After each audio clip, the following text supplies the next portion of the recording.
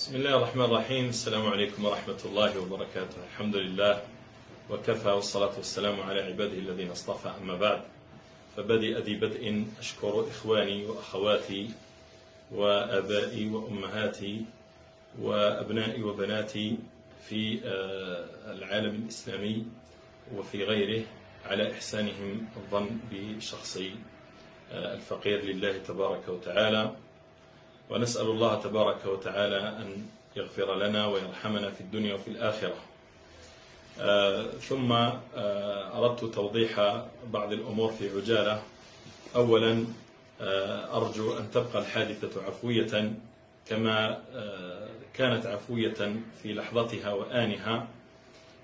ديننا أمرنا بالرفق واللطف بالحيوانات وبغيرها من المخلوقات، وقد قال النبي صلى الله عليه وسلم في هذه المخلوقات الرقيقة الطيبة الجميلة: إنهن من الطوافين عليكم والطوافات. كانوا يطوفوا في المسجد تاع النبي صلى الله عليه وسلم، كانوا يحسنون الصحابة. هذا من سنة نبينا صلى الله عليه وسلم.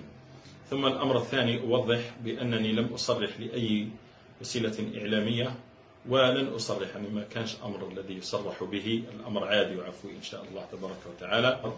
أوضح توضيح آخر بالنسبة لمن ينتحل اسمنا ومن ينتحل الصفة الشخصية لنا، بأن هذا الأمر حسابه عسير عند الله تبارك وتعالى. وأؤكد أي إنسان يدير صفحة باسمي، والله حساب في الفيسبوك، والله في تويتر، والله في تيك توك، والله في انستغرام، بأنني لا أسامحه عند الله. والله العظيم لا أسامحه عند الله، لأنه على بالكم انتحال الشخصية راه حرام عند ربي تبارك وتعالى، وممنوع في القانون الجزائري وفي كل القوانين الدولية، وأيضا حتى في القانون لا نسامحه.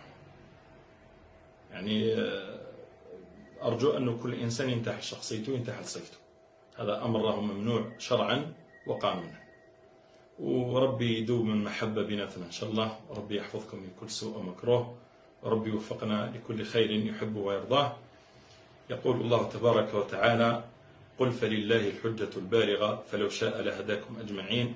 أسأل الله أن يهدينا إلى سواء الصراط، وأن يثبتنا على الإسلام، وأن يحفظ الإسلام في مشارق الأرض ومغاربها، وأن يحفظ المسلمين ويمتعهم بالصحة والعافية، وتقبل الله منا ومنكم الصيام والقيام وصالح الأعمال. أؤكد أنه عندنا صفحة رسمية فقط، الصفحة الرسمية للقارئ وليد مهسس، هذه اللي رانا نبث فيها الآن، واللي رانا نبث فيها التراويح والدروس كل ليلة منذ سنوات. فقط عندنا هذه وفقط، أي صفحة أخرى راهي مكذوبة. والسلام عليكم ورحمة الله وبركاته.